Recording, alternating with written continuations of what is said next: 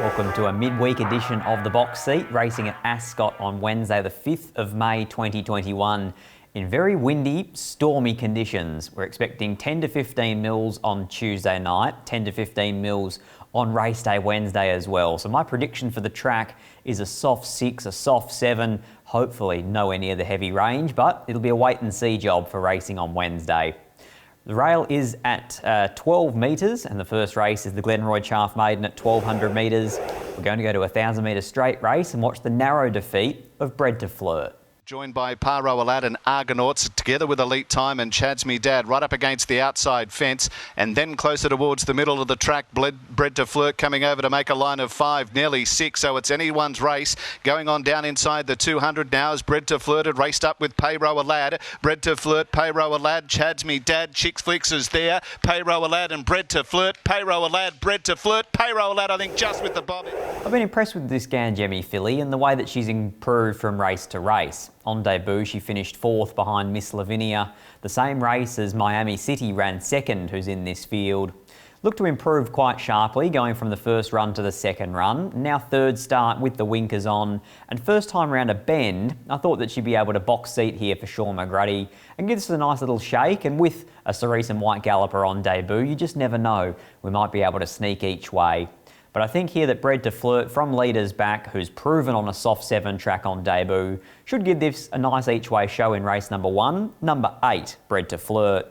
Number 4, Celebrity Man, a very impressive recent trial. A Redute's Choice gelding out of Celebrity Miss, who is a very good race mare herself. Naturally going to take up a lot of percentage in this market, and probably rightfully so.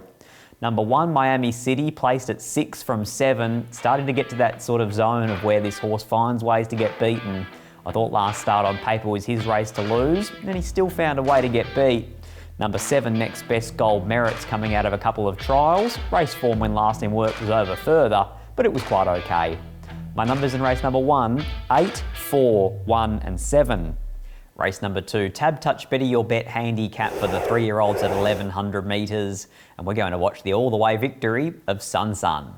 To be put into the race 3 and 4 deep, back towards the cutaway First Law, but Sun Sun, who they really did serve it up to on a platter early on in the race, is booted away by 2.5 lengths to First Law. Down the outside, Dark Assault, but it's Sun Sun clear and Sun Sun's home. Sun Sun got it way too easily in front, but was too good for First Law. 3-way. Adam Durant seems to have a pretty good opinion of this galloper, and you can see why. He's got a very imposing little winning strike rate off only a short career. My query going into that replay run was whether 1200 would be too short for him. But once Mitchell Pateman was able to find the front, control proceedings, he was never going to get beat in replay.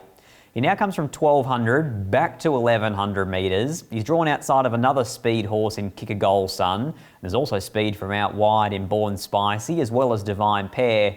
So probably going to cop some pressure here and may not find the front. So maybe at back to 1100 metres, he's just on the vulnerable side.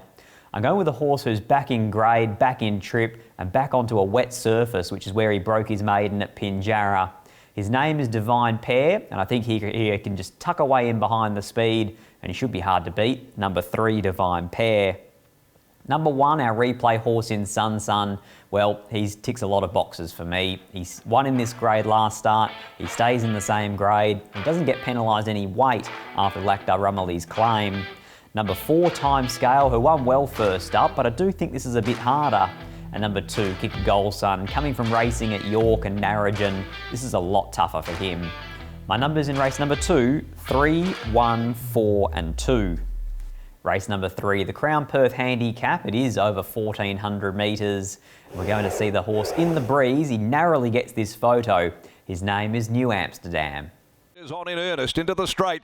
Did he challenged and headed by New Amsterdam. A length and a half to trade him in Rock This Country. New Amsterdam reaches the lead going to the 150. Got the better of the mare. Did he trade him in is starting to work home well down the outside. New Amsterdam kept going. Trade him in getting a last lunge at it right on the line. Oh gee, that made it all. 1400 metre Class 1 winner first up. 1400 metre Class 3 second up. He again finds a race with not a lot of speed. He might find himself in front by default here, New Amsterdam. He might be able to track up the likes of Prize Pursuit if Clint Johnston Porter wants to go forward. Regardless of how you look at it, he's going to get a lovely run here. He ran for Brad Rawiller first up, and he'll no doubt be hard to beat again here. I'm going to go with a 3-year-old though, coming from 1,000 metres straight up into a 1,400. And he's number 1, his name is Empire Rain. When last in work, he went all through the listed features over the Summer Carnival. The Belgravia Stakes, the Faritha Stakes, the Lustia Stakes. That's form around Solaya, Western Empire, Kiss on All Four Cheeks. It's all very, very strong. No luck first up, better suited second up. Number 1 for me, Empire Rain. From number 2, New Amsterdam, who should get it very soft, either leading or just tracking up a very moderate tempo. Number 4, Prize Pursuit, who was the target of very good support first up.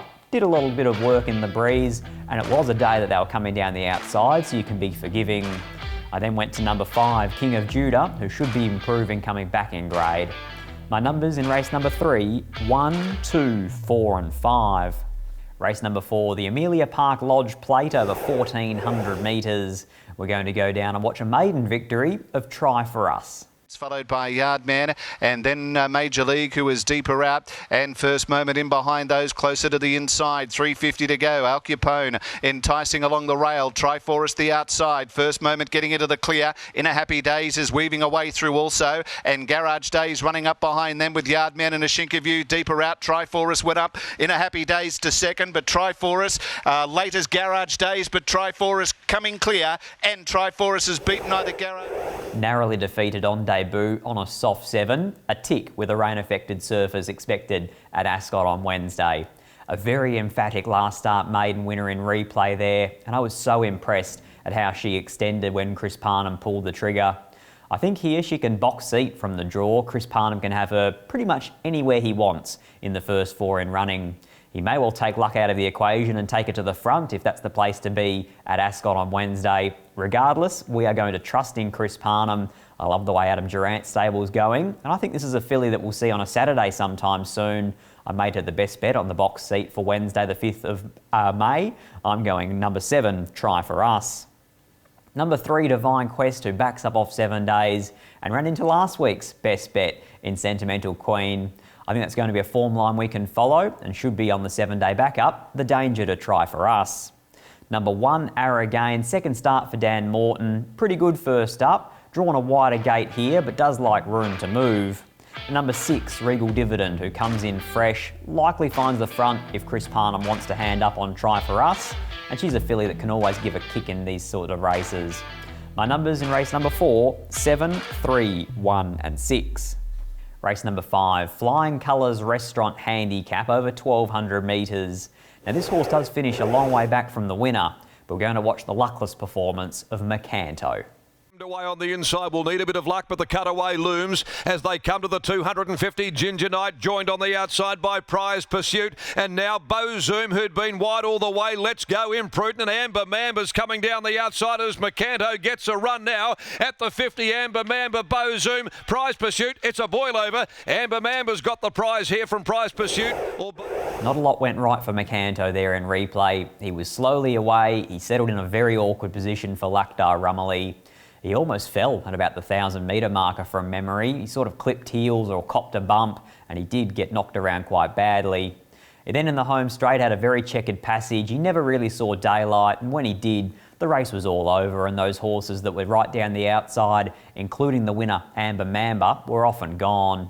He stays in a Class 1, he goes to 1,200 metres, the senior rider goes back aboard Clint Johnston Porter, so we're going to follow up here and hopefully he can rebound for punters. Number 2, Macanto. From 7, Playing Red, who went very close first up last campaign in a 58 plus Saturday race on a rain-affected surface. Number 5, Boss Snip, fresh mare here who's just going to bowl along out in front. And number 6, In God's Business, a very impressive debut winner at Narrogin. My numbers in race number 5, 2, 7, 5 and 6. Race number 6 is the Byron Bay Premium Lager Handicap at 1,800 metres. We're going to watch the first up performance of Blackwater Bay running 3rd and that of Zip Zam Zoom running 4th. Blackwater Bay into the straight though first, kicks a length and a half clear. Trisulm can't go on. Zip Zam Zoom sticks on well though, and further back Lyle's Choice, Classic Rogue, Friars Fantasia. Pike is riding desperately on Blackwater Bay. Blackwater Bay holding Zip Zam Zoom. Here's Friars Fantasia though late. Lyle's Choice diving as well. Friars Fantasia. Worked forward from an outside gate, caught 3 wide early, eventually found the front, was collared at the top of the home corner, but only after he gave a fairly good kick, I thought. For a horse that was first up at 1800, he should only be better suited second up, and he should be getting extra fitness here. He's drawn a gate where Lucky Rummelly's going to have to make a decision. Does he go back? Does he go forward? Does he sit 3 wide and ride him like the best horse in the race? I think that regardless of where he settles here, he is the horse to beat. He's a horse on the rise. And when you consider these last 2 runs have been in a Class 3 and also a 58 plus, he now comes back to a Class 1, a lowly 50 plus here, and he should prove too classy for them. The full to come play with me, who we'll see on the weekend in the Eurythmic Stakes. I think he does win this. Number 1, Blackwater Bay. From number 3, Miss Miranda, who's caught the eye at 2 runs back. Number 6, Street Fair, who was narrowly defeated last start and unsuccessful in a protest. And number 9, in Zip Zam Zoom, same from the replay, just meets Blackwater Bay, worse at the weights with Lactar's Claim on the favourite. My numbers in race number 6, 1, 3, 6 and 9. Race number 7, the Seacorp Handicap at a mile. We go up to the Batavia coast, up to Geraldton to watch the last start win of Trade Thunder. In behind them, Invincible Warrior, Western Eyes. Trade Thunder's down the outside as well. It's beginning to pick up strongly. Further back is Star Trade. They're across the track. Trade Thunder hit the front from Bombay Style. Bombay Style, Trade Thunder, Invincible Warrior getting through on the inside. Trade Thunder, Bombay Style. Trade Thunder the outside. Trade Thunder's too strong. Trade Thunder beat Bombay. Good strong winner in replay, not by any great margin, but I think we need to remember that this is a horse that will do his best over 16, 18 and then 2,000 metres. So for him to be winning there at 1,400 suggests that he's come back to racing particularly well. He's definitely a winning chance here, and you could make a case for 4, 5 or 6 horses in what looks the most competitive race on the program. I'm going to side with a little bit of, hopefully, value here, and that's with Heart of Kerr. Chris Parnham takes over riding duties from Matty Derrick. This horse ran all the fastest last sections at his most recent. He was still beaten into midfield, but I thought that his effort was still full of merit. I think here from the draw, if he could just settle 1 pair closer, and if he could wind up into it here, he should be each way, and it should be near on each way the field in my book. So I'm hoping that Heart of Kerr can give us a little bit of value in the last. Number 8. Number 3, Trade Thunder, our replay horse. Probably a deserving favourite and definitely looks the progressive horse in the race.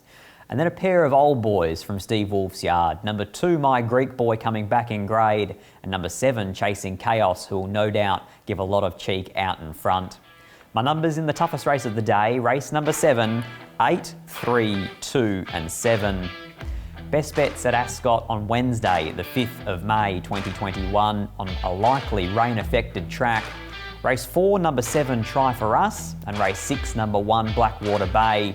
Hopefully, an Adam Durant double.